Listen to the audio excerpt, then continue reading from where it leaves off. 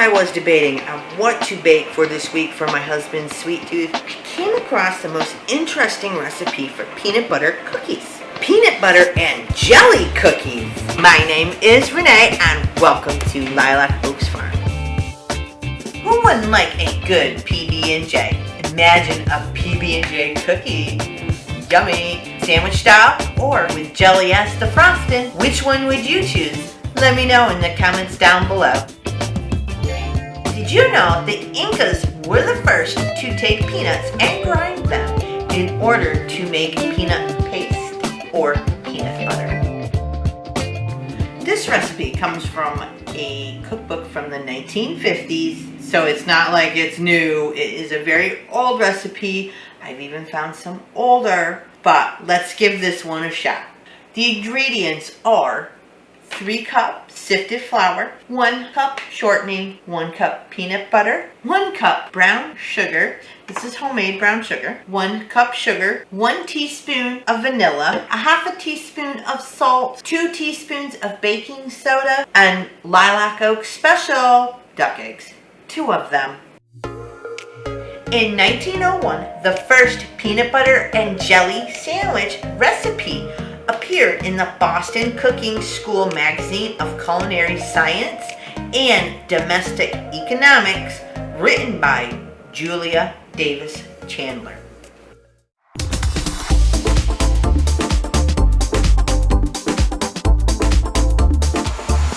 So the first step is we are going to cream all of our, I want to call them like semi-solid, loose ingredients all together. So we are going to do our 1 cup shortening, if this will come out in like a big blob, peanut butter, sugar,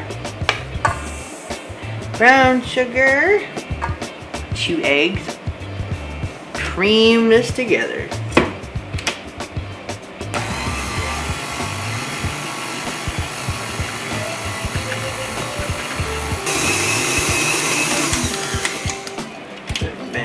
Add the vanilla. Actually, smells very peanut buttery. My salt and my baking powder.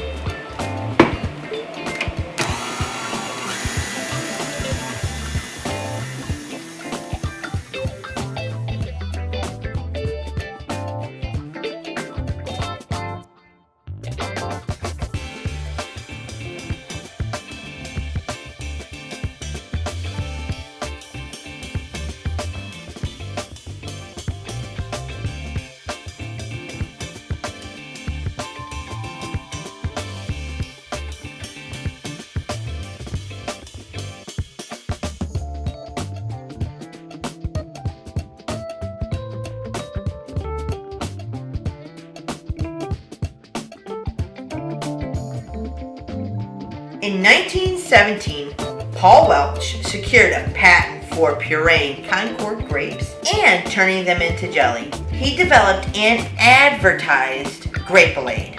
This was popular with American troops as they were known to spread it on bread. Lilac Oaks Farm is all about farming and homesteading related things. What can you do with what you grow? Serving, there's baking, cooking, growing your own food, whether it's plant or animal. So hit that like button and help us grow too. So now there's 2 different ways, sandwich or jelly on top. So for this, we're gonna do sandwich, this tray. So you're gonna need about 3/4 inch, but I am still gonna make them like this size. I think this is about 1 inch. And we're gonna just roll them right like that.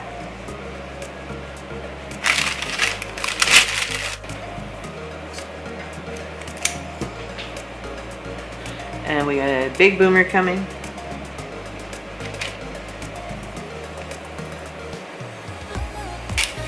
And okay, first tray. So for the second tray, we're going to do this a little bit different. This is the one with the jelly on top. So you're still going to do another 1 inch. We're going to still roll it So we're gonna do all that. That'll be all the same. You can roll this in crushed up, chunky peanuts if you want. And you can add, oh, you can even roll it. I would roll it in chocolate chips. Mini chocolate chips, you can roll these in. Oh my word, that'd be chocolate and peanut butter. Beautiful combo.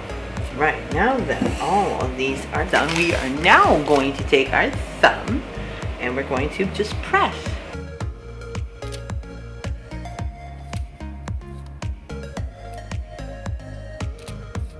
And these cookies also go in at 350 degrees Fahrenheit for 10 minutes.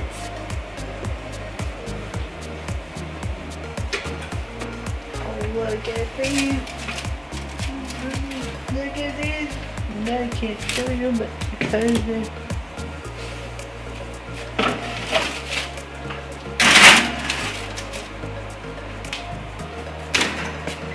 So while these are finished cooling, I am going to put some jelly in. So it all depends on what you would like. I'm using my blueberry rhubarb.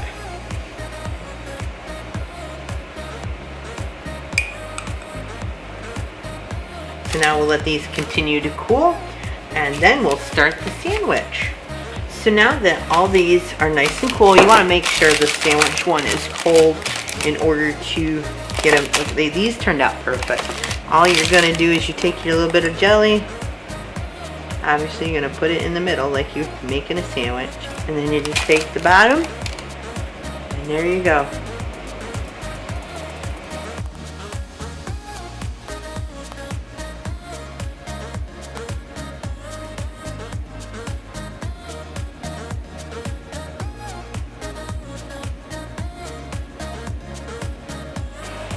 Well, I had fun making these cookies. My thumbprints did not turn out the way that you think they would. They kind of got flat, so I don't know if that is the flour. I don't know. I'm not a cookie expert, but I had fun. You will have fun too if you make these with your grandkids or your children. They're fun to make together, especially when you're getting jelly everywhere. And it doesn't matter on the jelly or jam, any flavor that you would like. These turned out like the best. This recipe, it would obviously is great for making these sandwich cookies, not so much the thumbprint. There is another recipe that's in the Betty Crocker one where I got the thumbprint from, and I totally forgot about making these the cookies like this. Totally forgot. It's been a long time since I used that side of the cookbook. I do use it. Anyway, I hope you enjoyed today's video. Thank you, and I will see you in the next one. If you would like to see another baking video, you can click here. Imagine a PB&J cookie. And then I can't remember anything else. It is from the 1950s era, and I need a drink.